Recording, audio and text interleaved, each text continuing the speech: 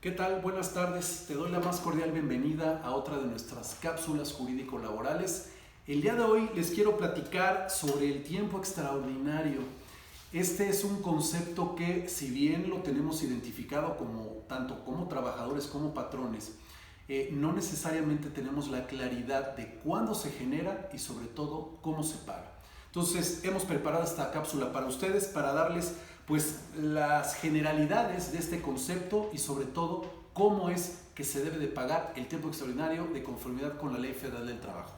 Primero déjenme compartirles que, como seguramente saben, la Ley Federal del Trabajo contempla tres tipos de jornadas de trabajo.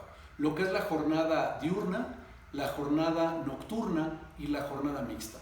Esto es importante que lo identifiquemos, pues a partir del número de horas máximas permitidas por cada una de estas jornadas es que vamos a poder identificar, sobrepasando estas horas, en qué momento se genera el tiempo extraordinario.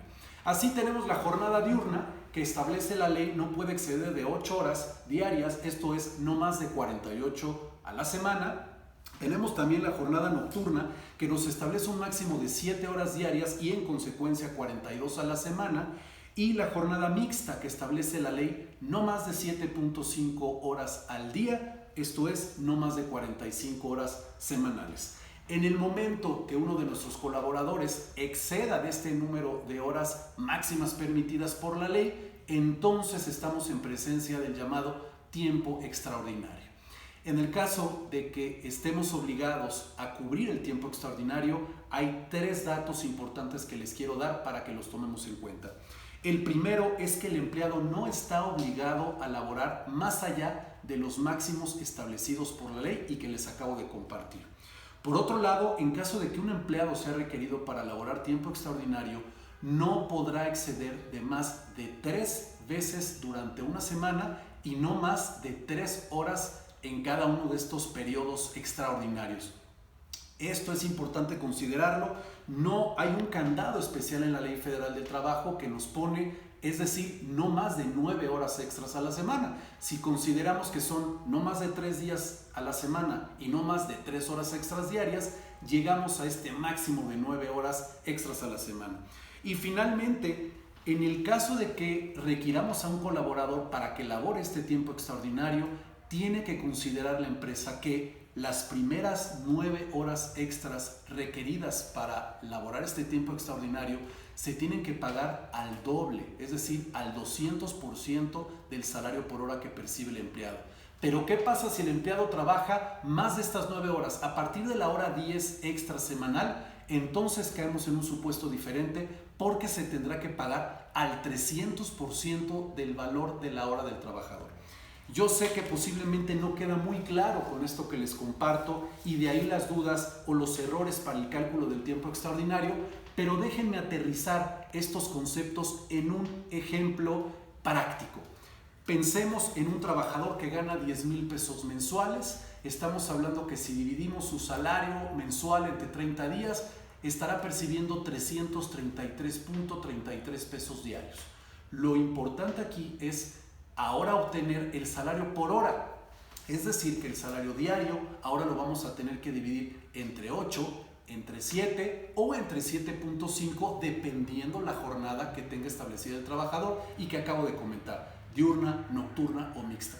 Pongamos el ejemplo más común, una jornada diurna de 8 horas. Dividiremos 333.33, que es el salario por hora, entre 8 y esto nos dará un valor por hora de 41.66 pesos.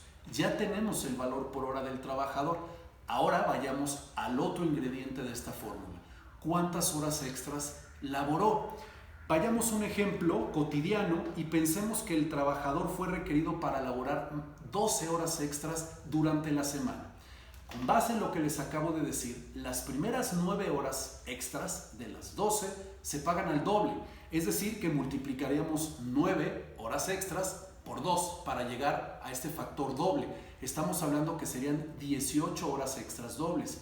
Y el otro elemento, nos faltan 3 horas para llegar a las 12 y esto lo multiplicamos por 3. 3 por 3, 3 horas extras laboradas para llegar a las 12 por el triple. Es decir que tenemos 18 horas dobles y 9 horas triples. Nos da un total de 27 horas extras laboradas a la semana. Por esta manera de calcularlo, ahí ya están consideradas las horas dobles y las horas triples. Entonces, la fórmula ahora sería el valor por hora, 41.66 por 27 horas, ya considerando las dobles y las triples, y nos va a dar, si esto lo multiplicamos por el valor por hora, nos da un total de 1,125 pesos. Y eso es lo que le tendremos que pagar a nuestro colaborador, que estuvo requerido para laborar 12 horas extras durante una semana, tomando en cuenta su salario por hora de 41.66 y bien 27 horas ya consideradas las dobles y las triples. Insisto que es una manera de calcular el tiempo extra, aunque como todo hay diferentes formas para llegar a Roma. Esta es una de ellas, es la que yo les comparto. Finalmente, únicamente un consejo práctico para las empresas, y es uno de los errores que nos hemos encontrado en estos años de consultoría laboral.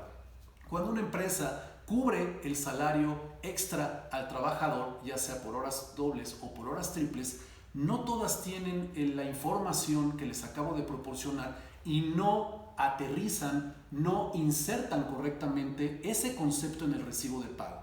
Si le pagamos a nuestro empleado estos 1,125 pesos en la semana, considerando sus horas extras dobles y triples, y lo descargamos en su recibo de pago quincenal como gratificación, como salario, como complemento, como bono, es una forma incorrecta legalmente hablando de bajar ese concepto. Si lo que estamos haciendo es pagar un tiempo extraordinario, así lo deberemos de poner.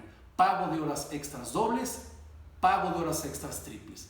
Es una recomendación importante que les hago para que las empresas no caigan en la posibilidad de tener que hacer un doble pago.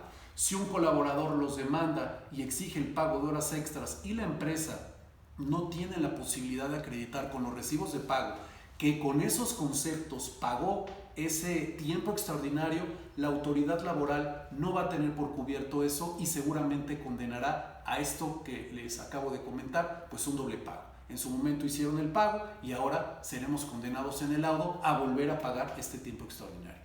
Pues estas son unas recomendaciones prácticas que les podemos dejar, que les comparto en materia de tiempo extra. Ya sabemos cómo se genera, cuáles son los máximos, en qué momento se generan las horas dobles, cuándo son las horas triples y una fórmula muy sencilla que les puedo dejar para calcular el tiempo extraordinario. Espero que les sea de utilidad esta cápsula y nos vemos en la siguiente. Muchas gracias.